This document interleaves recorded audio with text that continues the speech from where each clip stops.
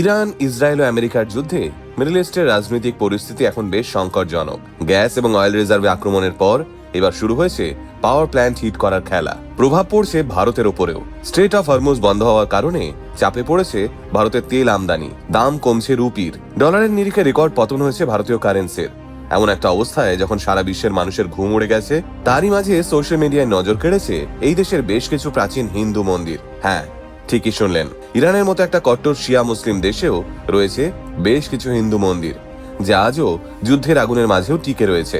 এই মন্দিরগুলোর মধ্যে কয়েকটার বয়স তো 130 বছরেরও বেশি, যা সত্যিই চমকে দেওয়ার মতো। কিন্তু এখন প্রশ্নটা হলো, ইরানের মতো একটা দেশ যেখানে হিন্দু থাকেন না বললেই চলে, সেখানে কিভাবে এলো এরকম হিন্দু মন্দির, আর কি সেই মন্দিরের ইতিহাস?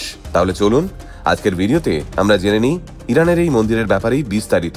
প্রথমেই জেনে নেওয়া যাক এই মন্দিরটা রয়েছে ঠিক কোন জায়গায়। পারস্য উপসাগরে হরমুজ প্রণালীর খুব কাছেই ইরানে একটা বন্দর শহর রয়েছে, যার নাম বন্দর আব্বাস। ঠিক এই জায়গাতেই অবস্থিত এই প্রাচীন বিষ্ণু মন্দিরটি। নানা ঝড় ঝাপটা পেরিয়ে 130 বছর ধরে আজও দাঁড়িয়ে রয়েছে ইতিহাসের সাক্ষী হয়ে। তবে শুনতে অবাক লাগলেও প্রাচীন এই মন্দিরের পিছনে রয়েছে এমন একটা ইতিহাস, যার সঙ্গে কিছুটা হলেও জড়িয়ে রয়েছে আমাদের ভারত। ইতিহাস বলছে 1892 সালের দিকে ব্রিটিশ শাসনামলে বহু ভারতীয় ব্যবসায়ী, বিশেষ করে গুজরাটের ব্যবসায়ীরা ব্যবসার জন্য মাঝে মধ্যেই ইরানে যেতেন। কয়েকজন ব্যবসার কারণে মাসের পর মাস সেখানেই থাকতেন এবং ইরান থেকেই টাকা পাঠাতেন আমাদের দেশে, নিজের পরিবারের কাছে। কিন্তু দূর দেশে থাকলেও নিজের ধর্ম, নিজের সংস্কৃতিকে তো আর ভুলে থাকা যায় না। তাই নিজেদের মনের শান্তি আর ইষ্ট দেবতার পুজোর জন্য তারা তৈরি করেন একটি মন্দির, একটি বিষ্ণু মন্দির। অসাধারণ আর্কিটেকচারে তৈরি এই মন্দিরে দেখতে পাওয়া যায় ইন্ডিয়ান স্পিরিচুয়াল মোটিভ আর পার্সিয়ান কনস্ট্রাকশন টেকনিকের এক দারুণ ফিউশন। মন্দিরের চূড়াটা অনেকটা ডোম বা গম্বুজ আকারের, আর এই মন্দিরের ভিতরে তাকালে আপনি দেখতে পাবেন ভগবান বিষ্ণু আর শ্রীকৃষ্ণের বিভিন্ন পেইন্টিংস। ইতিহাসবিদরা বলেন এই মন্দিরটি বানানো হয়েছিল মোহাম্মদ হাসান খান সাদ আল মালিকের আমলে। মন্দিরের ভিতরে একটা চারকোনা ঘর রয়েছে। মনে করা হয় এই জায়গাতেই ভগবান বিষ্ণুর পুজো করা হতো। পাশাপাশি এই মন্দিরের পুরো স্ট্রাকচারটা তৈরি করা হয়েছিল কোরাল স্টোন, মাটি আর এক ধরনের বিশেষ চুন দিয়ে। ভাবুন তো, তখনকার দিনে সমুদ্রের ধারে নোনা হাওয়ার হাত থেকে মন্দিরটাকে বাঁচাতে কত নিখুঁত প্ল্যানিং করা হয়েছিল। শুধু এই বিষ্ণু মন্দিরই নয়, ইরানের চাবাহার পোর্ট এলাকাতেও আরো একটা হিন্দু মন্দিরের অস্তিত্ব পাওয়া যায়। সেটাও গুজরাটি ব্যবসায়ীদের হাতেই তৈরি। 19 বা 20 শতাব্দীর সেই মন্দিরগুলো আজও ইতিহাসের সাক্ষী হয়ে দাঁড়িয়ে রয়েছে। এই দুটো হিন্দু মন্দির ছাড়াও ইরানে একটা গুরুদ্বারাও রয়েছে, যার ব্যাপারে খুব কম মানুষই আজ জানেন। হ্যাঁ, ইরানের ক্যাপিটাল তেহরানে একটা ফেমাস গুরুদ্বারা আছে, যার নাম ভাই গঙ্গা সিং সভা।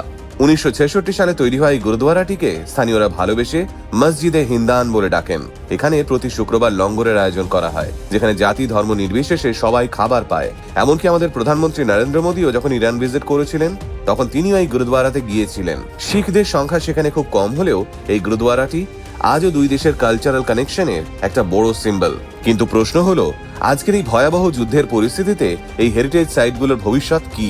পিউ রিসার্চ সেন্টারের একটা ডেটা অনুযায়ী 2010 সাল পর্যন্ত ইরানে প্রায় 20,000 হিন্দু থাকতেন। সেই সময়ে এই মন্দিরে নিয়মিত পুজো হতো।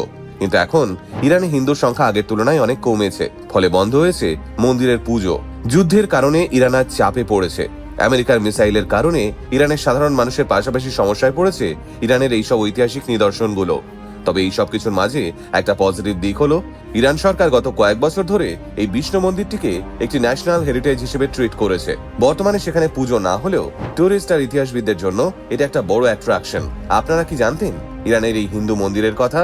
এই যুদ্ধ পরিস্থিতি নিয়ে আপনার কি মতামত? অবশ্যই কমেন্ট করে জানাবেন আমাদের।